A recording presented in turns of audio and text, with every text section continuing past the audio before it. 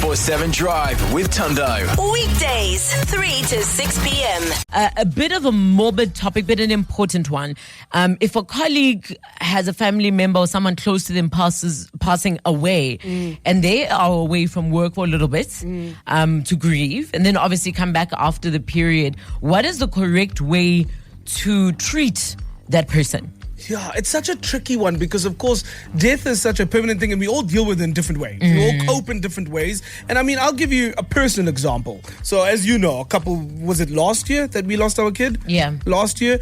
I remember that I was bombarded by a lot of messages and calls and all that stuff, which is expected. I think the one way I didn't want to deal with it personally is don't call me.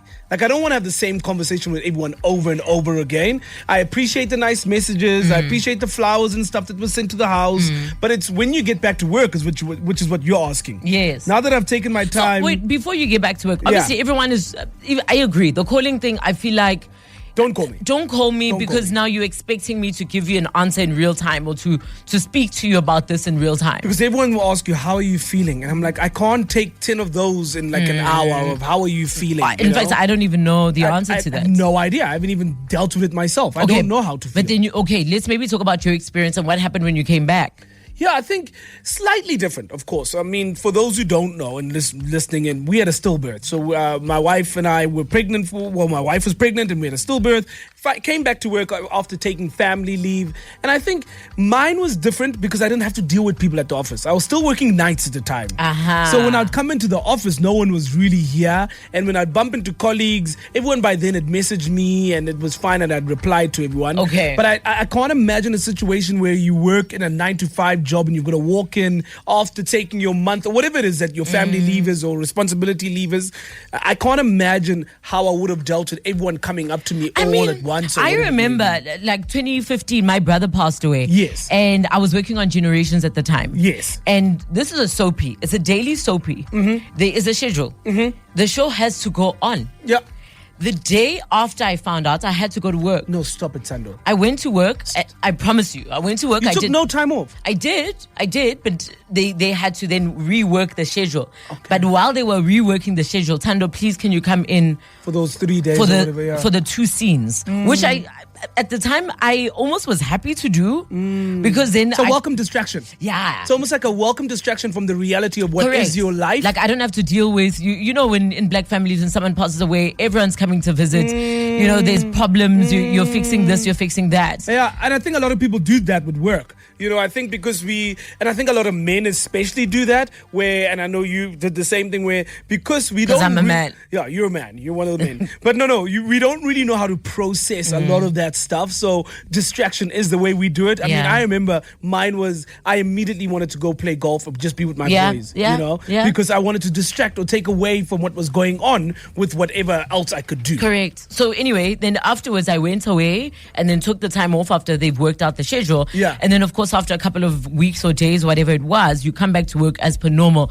Now everybody really knows, right? At work. Yeah, they're well aware. Then people are like hugging you, you know, like, oh, Tando, how are you doing now? So polile. You know, like I'm just like, I don't know how to answer that. But at the same time, you can't blame people for that because that is our natural instinct. When people are in pain, you want to comfort them. So I didn't know you back then, obviously, but I can imagine if that, God forbid, had happened now when I'm working with you day to day, I would also have a similar reaction. I would ask you not to. I'd ask you to like not talk about it. That's mainly because you hate me, so you don't want me to talk to you ever anyway. Man. I don't want. No, I get it. Let me deal with my personal emotions at home. I'm at work now, so let me do that. But people, like you say, deal with it differently. How would you like to be approached? And how have you been approached in moments that it has happened to you? 011 88 38 947. Ayaka, good afternoon. Hi, Tando.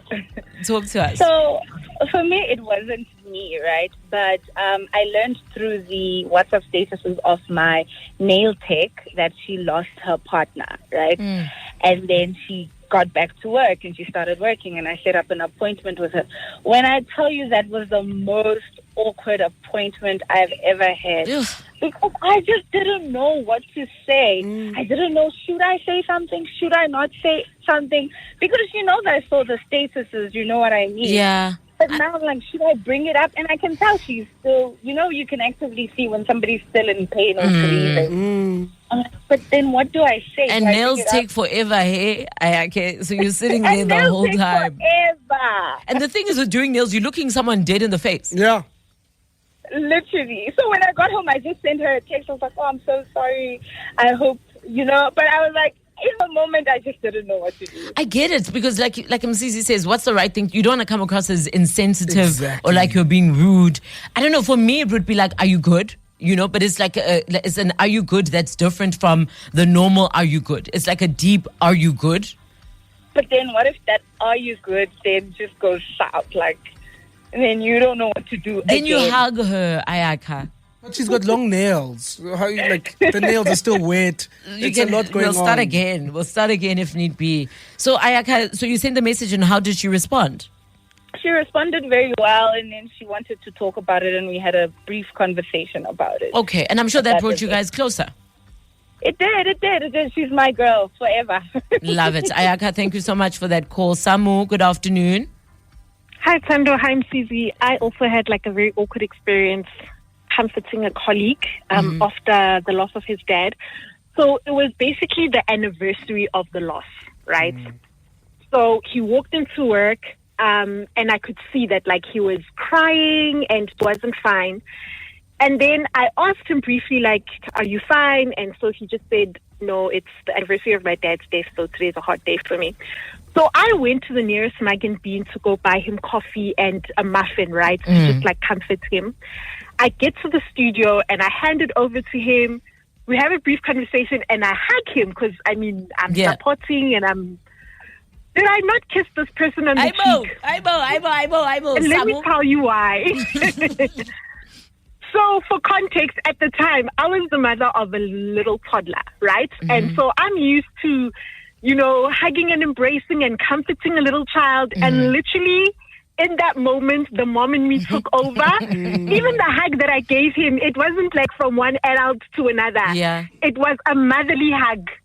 And I kissed him on the cheek, and literally, as it happened, in my head, I was like, HR. How did he take the kiss? I mean, he was shocked. We both were. Yeah. And then I apologized and I explained, I'm so sorry. I'm so used to doing this with my daughter. I didn't even think. And she was like, dude, it's perfectly fine. I feel like that's exactly what I needed. Aww. Thank you so much for your kindness. And an end. All the love, Samu. It's from love. It is from love. Yeah. Thank you so much for the call, Samu. Keep them coming. I also put it on employers, sorry.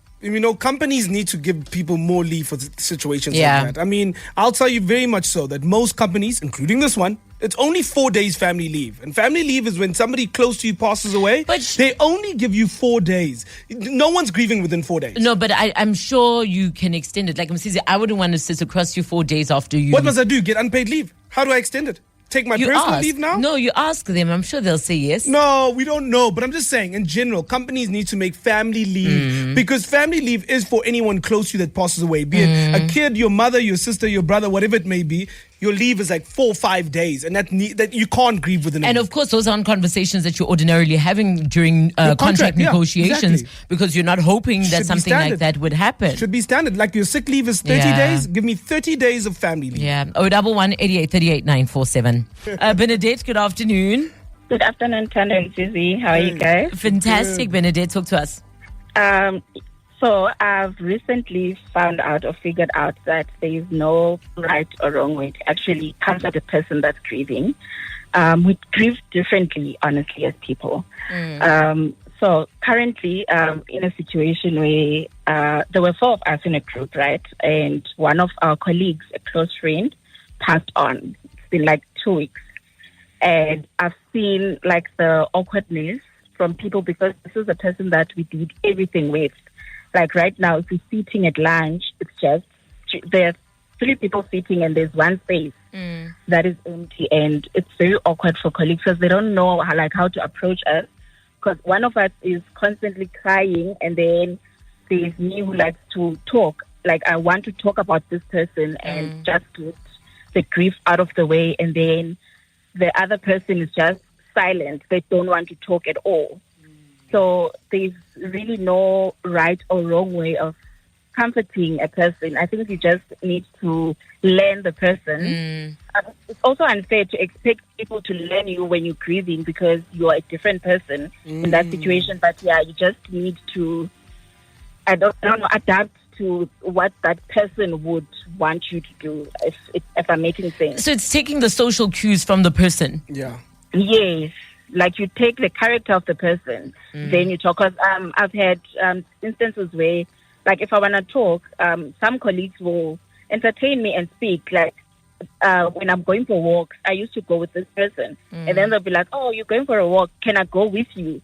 Since you don't have someone to walk with you, and so it's those instances. But there's really no right or wrong way to comfort someone that has lost a person because they're going through a lot. Thank you for sharing your story and sorry for your loss. Thank you for the call. Lebu, good afternoon. Good afternoon, Tando. Talk to us, Lebu. So I also want to share my story, similar to what Msizi went through. I lost my baby 4 years ago, at just 3 weeks. And it was a very tough time, obviously. And, going back to work, I needed to make sure that at least I gather myself, and make sure that I'm not as emotional, as I was while I was still on leave. And, I was excited. I went back to work. And that first day when I got to work, in the lift, as I'm, getting to my floor, I bumped into a colleague and she's excited. And she's like, "Oh, how's the baby?" And I broke down, it was just the worst because thinking that I've got this covered and, I'm going to get through the day and now this, and, I didn't really take it bad because obviously the last time this person saw me, I was pregnant and here I am back at work. So the excitement is also, something you cannot take away from people. But I found that actually the more I spoke about it as well with my colleagues, because there were those that would, ask and find out how I'm doing. In the beginning it was hard, but as time went by, I found it much easier to talk about, and it got less emotional to talk about. So like the previous caller said, there's no right or wrong way to deal with grief. It's just how you as a person decide to tackle it, because there's just no manual on how to go about it. Also, Lebo, I think with your situation, more over than the actual grief, I think it's the declaration now, right? Because now you're having to constantly declare to those who don't know, who, like you say, will excitedly ask you. And I know it's something, Msizi, that I don't know how you came to, but you posted on your Instagram, and was it for that reason? Exactly that reason, because it happened to me not that long ago. I want to say about a month ago, somebody asked me about my baby girl. How's your baby girl? I saw you guys were pregnant. But I can't expect everyone in the world to know, and so because I am quote unquote somebody who's in a public space, I had to make that sort of post to go, hey, this is what's happened, so I don't bump into those situations. Because if you don't know, all you know is that my wife was pregnant. Yes. And now it's been a year later, you're going to ask me about the baby girl I told you I was having. And so I think also sometimes, Lebo, and I don't know if you feel the same, you've got to have grace for people. When somebody comes up to you and goes, how's your son doing? They don't know any better. They're excited because last they know is that you were pregnant. Exactly. So it wasn't easy at all, but it gets better with time. Lebu, sending you lots of love. Thank you so much for that call. Edith, I will wrap it up with you. Hi, Tando and MCC. How are you guys? Good. How are you, Edith? I'm good, thanks. So I've just returned back to work last week. My husband, we were married for 35 years, and he passed away 2 weeks ago. And I must say, I work with the most amazing people, from my bosses to my colleagues. The day when I came back to work, they were just so kind and, showering me with hugs and making my coffee and doing my prints. And, they don't ask me, like, are you okay? Because you're never going to be okay from this kind of loss. They just come and they check on me, or they'll send me a message. Hi, just checking on you. How's your day going? We're here. If you need anything, they allow me to talk. If I break down, they just come hug me. They are the most amazing people, from my bosses to my colleagues. And grief is such a unique journey to each person, and each person grieves differently. And you just got to take, like Mzizi says, you just got to give grace to people because they really don't know how you're going to respond. And they're just trying to help and be kind and, comforting to you. So it is, but I must say with my colleagues, they are super, super amazing. Each one of them, most of them came to the funeral. They sent their own personal floral tributes home. So I must say, I'm really blessed with the most amazing bosses and team of colleagues around me. Edith, sending you all of the love. Thank you so much for sharing your story with us. So yeah, essentially there is no right or wrong way to do it. And no one person grieves the same or receives things, the same or wants to be treated the same once they come back. And that grace that I was talking about goes in both directions. If you're somebody like you who doesn't want to be bothered when somebody... Have grace with the fact that Sando's dealing with something and she wants to deal in her own way. I'm not going to punch you for saying I'm sorry. I wouldn't be surprised if you punched me. I wouldn't be surprised, but vice versa too. We'll leave it there. 947 Drive with Tundo. Weekdays, 3 to 6 p.m.